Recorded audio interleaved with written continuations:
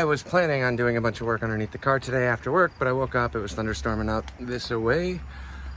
Still kind of crappy. It's been on and off, raining, thunderstorming, not raining, nice, sunny, warm, cold, all of those fun things at the same time, because that's what happens when you live in the Midwest. But since I have such a terrible driveway, all those dark things there, those aren't, well, there's definitely a handful of oil stains and terribleness to deal with. There's also a ton of mud and a ton of wet. I don't want to lay underneath the car today. So, got a couple things left to do on the top side until the driveway dries up, and then I can start playing around with that. But I picked up the right size bolt. The bolt that I had for the alternator bracket's too long. Went to the hardware store, grabbed the right one that I need. I still have a stack of washers, super classy, functional, just not the nicest way to do it. Again, this is a get it running, driving. My shop's 6 minutes. If you haven't picked up on that in any of the other videos, I'm 6 minutes away. I need to build a vehicle that will run and drive 6 minutes back and forth while I start working on everything else. The closest drive shaft shop to me quoted me an astronomically high amount that I cannot at all justify. They wanted more for the drive shaft to fix it with me providing yokes and parts than it cost me for the car. So I'm in the search, on the hunt for another one. I got a lead on an aluminum Mustang drive shaft. I don't know if it's going to fit. I have no clue. I'm going to jump under there as soon as the ground dries up, take some measurements, go from there, try and see if I can make that work. If not, I got another shop in the state north of me that seems to be a little bit more reasonable and realistic with prices. The one down the road used to be awesome. The last couple of years I have heard that they are jacking up prices. I know, blame it on inflation, blame it on gas prices, whatever it might be. There's no reason for a 50 to 60% increase on raw goods and materials. Things cost more, I get that. I'm willing to pay for that. 50 to 60%, not so much. Labor's still the same. Yes, you do more work for less money. It happens. Whatever. But we will be playing with the alternator bracket, trying to finalize some other stuff. I ran into some issues on the pulleys down here. 2 pulleys I have don't fit. One hits, if I put the crank pulley on that I have, came out of a, I don't remember what year, 289 Falcon. It does not clear the balancer, and I don't know if it's because this is a truck balancer. I'm not a super Ford guru expert, so if anybody knows on the stock factory balancers if the inner bore diameter for the crank pulley changes between cars and trucks, please let me know. I'm trying to figure that out. Other option is to order a new dampener. I have a 4-bolt pulley that I think lines up spacing wise. I just want to keep it as is on the budget side because I don't want to spend a bunch of money on parts I don't need. But we will lay this out and we work on the alternator today. Maybe some other engine bay things. Not quite sure yet. I might hook up the carb linkage and kind of rough set the TV cable without a pressure gauge. I'll go back and finalize it later. But at least get everything laid out and functioning. So that's where we're at. We'll update you in a little bit. Well, we're back, YouTube, playing on the Falcon.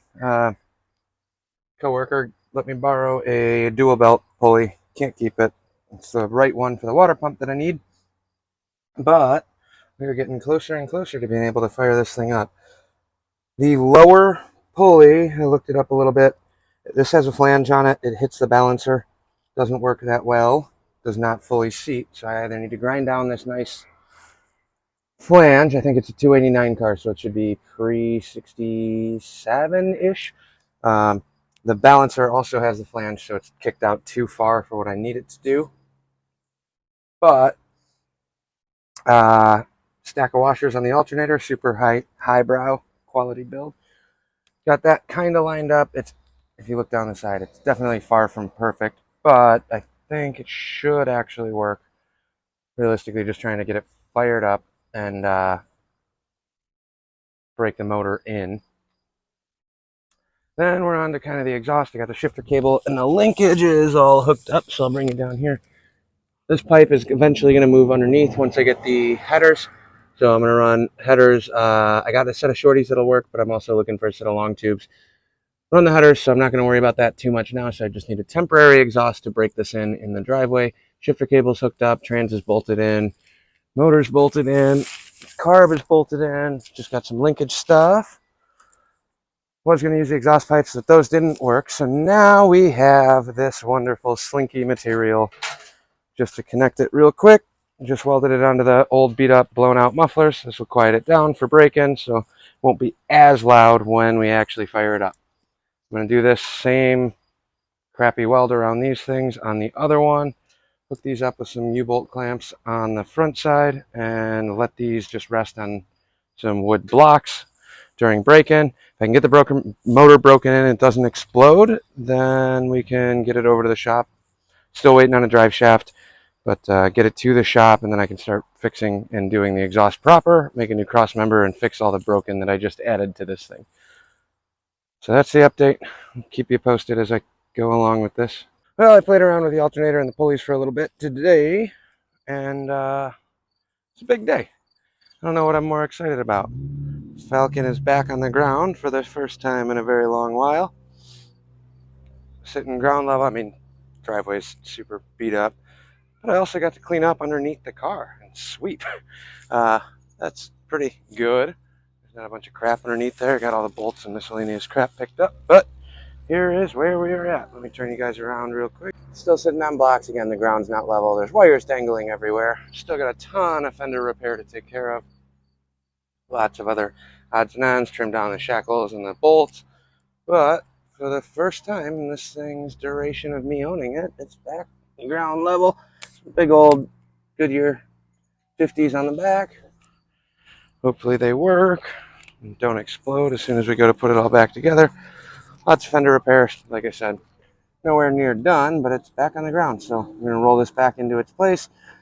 Ideally, the goal is to run some lines this weekend, maybe start laying out some of the electrical. Motor's just about there. I got the exhaust hooked up. I've made some temporary flexi section on the passenger side. It's ugly. Don't look at it close. It's not going to last long. These aren't even getting welded up or mounted underneath the car. Ideally, I'm just trying to get it set up for a motor break-in. Quiet it down so the neighbors don't go crazy, excuse me. So we'll basically flexi pipe this one. The driver's side, I got a lot more room. I got some pipes there. Just going to put a flexi section to connect these. Dangle the mufflers on top of some of these boards just for the motor break-in, and then I can find out whether or not it's ready to survive the break-in, or if it's going to grenade and I get to start playing with the 302 block that's sitting over there to drop that roller cam motor back in here. Not overly worried about it. I'm running cheap cam, cheap parts, flat tap it, all of those issues. Got the V-belt kind of hooked up. It's a little crooked. It's not perfect. I got to fix that dampener, the balancer. And I got to grind the flange off. Buy a new balancer. That Summit one that I used in the van worked really well. So maybe I'm kind of looking in that route. That's actually cheaper than trying to buy a pulley set, because the only pulley sets I've been able to find that are available are all the March fancy chrome plated, polished aluminum billet crap that I don't really want to spend the money for. And junkyards for older era stuff like this that run V-belts are kind of hard to find. So I need a coolant hose, which I just jumped underneath the van. Essentially, this power water pump is routed down and over this radiator I got from a buddy of mine. I've actually used this exact radiator on the van in the past when I don't remember what it was. The radiator went out and I needed to move the thing. Let me borrow that exact radiator in the van, and the stock van lower hose, since it's a passenger side exit, ended up working. So if I drop down under here real quick, this is pretty much the exact hose that I need. So I'm just going to order up another stock one from the van, try and drop that in the Falcon. If it comes close, I should be able to make it work. Shifter is in. I got a bunch more flexi exhaust in here as well. So shifter's in. Goes through all the gears. 1, 2. Keep forgetting it's a ratchet. 1, 2, 3. Lock out. Neutral. Reverse. Park. So that's going to get tweaked and improved upon once I get it running and driving. Like I said, goal right now, get it running, get a drive shaft in it, get it able to drive a whopping 6 minutes. Quick little shakedown run. The next thing I got to do, I got to go through and probably pull the seats out of here.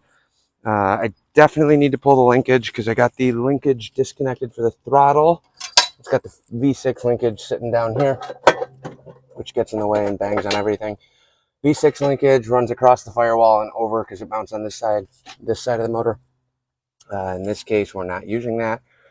But I do have a factory V8 style with the little, the linkage goes on the inside, comes through, and then you got a little cable section from here to the firewall.